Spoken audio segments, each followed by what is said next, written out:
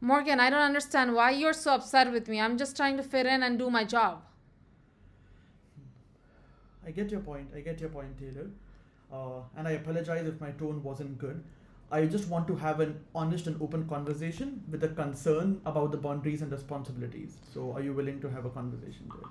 I didn't mean to step on toes. I didn't mean to step on toes. I thought I was just helping out the team. How am I supposed to learn if no one actually guides me here?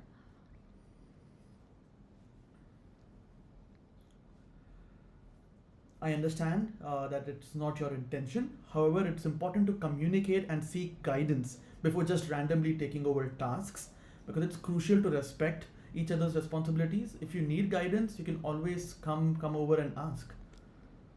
That's really unfair, Morgan. Like, how can I improve myself over here if I'm just watching from the sidelines and you're making me feel unwelcome? You're not seeming to understand the exact issue. I'm trying to remain calm. I don't want to make you feel unwelcome, but I really believe it's important for us to find a balance.